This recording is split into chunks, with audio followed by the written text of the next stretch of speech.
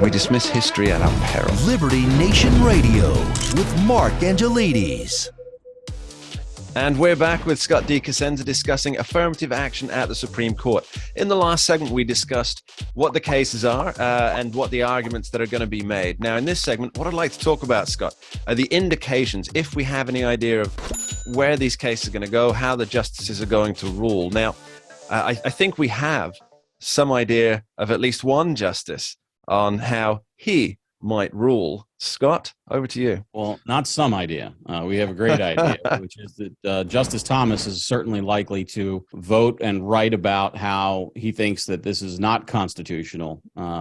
He started his dissent in the current landmark ruling in this. Well, there are about maybe three, depending on how you count, 2 to 4 landmark rulings in this space, and the Grutter v. Bollinger case, I think, is probably the most recent one, the most impactful one that Justice Thomas wrote in dissent. And he started, I think it was the second sentence of his dissent, Mark, with Frederick Douglass's famous basically essay that says, like, to leave us alone. If you want to help the American Black, just leave us alone. We don't need your help. Your help is killing us. It's suffocating us. They need to be able to walk and stand on their own 2 feet if they're to succeed. And so I don't think that, which guts, by the way, the argument, in other words, it's a great argument. Not only is it a great argument because, of course, it's coming from a Black man in America, okay, who is himself a product of the higher education system, the highest. He's a Yale grad, Yale Law. And he understands what it's like to, kind of suffer through that help, right? I'm using air quotes. The indignity of low expectations. That's exactly right. Thank you for that help. And so we know that, we don't know. We can presume, unless something really, really interesting has happened in his life, that Justice Thomas is going to vote again to say that this is unconstitutional. And, I would have predicted that it would be a 5 to 3 to 1, maybe.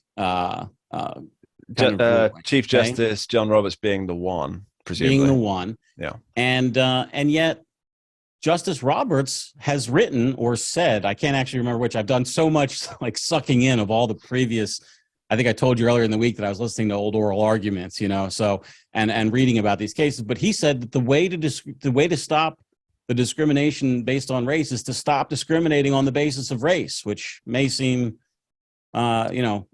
easy to understand for you and I, but somehow escapes the, our betters at the high levels of higher education.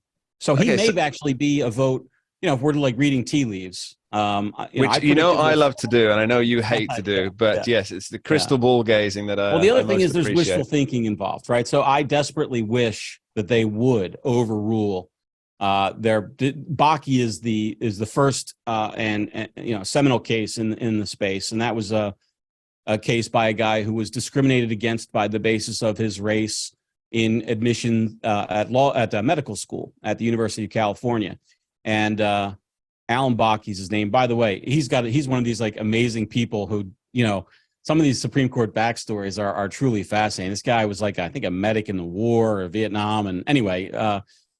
They just preferred somebody else because he was the wrong color. And it's just so disgraceful, I think, for those of us who think people actually should be judged based on the content of their character and not their You should turn that into a saying, Scott, somebody based on the content of the character. I think that's got some legs behind it. You should trademark that right now.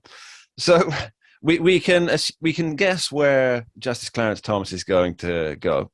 Do you think the other 4 conservative justices would also likely join in with Clarence Thomas? I'm presuming that Clarence Thomas is going to be the lead author on this case when it finally comes out. If he wants to be, he is the most senior justice, and he's written on it before from the court. You would expect that would be the case. If for some reason he doesn't want to, maybe somebody else would be. But yes is the answer to your question. I do expect that the other conservative justices will vote to overturn the court's precedent and disallow race-based discrimination. And there's a very simple reason why, Mark. The law requires it. So the law says that it's impermissible to use race as a basis for discrimination in higher education. That's what Title VI says. But then the court ruled, yeah, but during a challenge to race-based, yeah, but that Congress's intent really wasn't to just eliminate race-based discrimination. They wanted to eliminate the bad kind of race-based discrimination, but there's a good kind that effectuates needs and wants that the congressional intent might indicate. And so we're going to allow it. But that all went by the wayside with the court's other examination of, for instance, we know for sure that Congress did not intend to legalize gay marriage or include trans,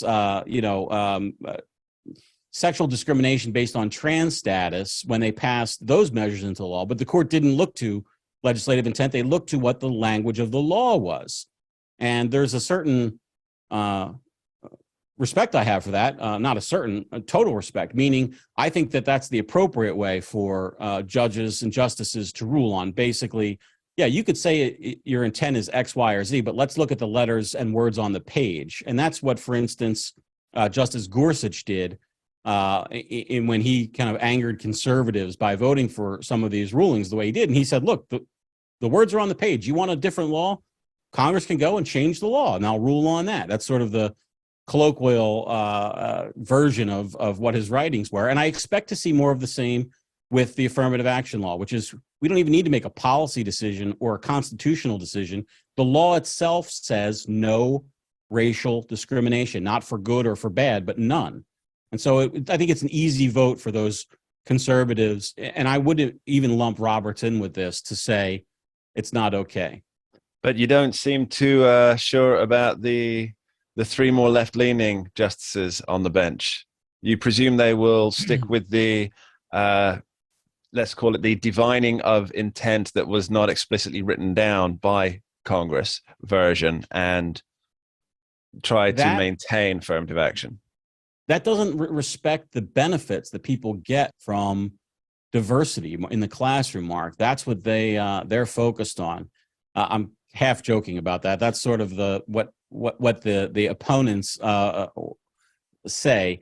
Now, there are well over 100 amicus briefs filed in this case, and they all seem to track politically and ideologically. I don't see a lot of crossover there. You know, it's sort of like the lefty Democrat types. They want affirmative action now and affirmative action forever. And those on the right, and also those on the kind of like free speech libertarianist side, they want to do away with it.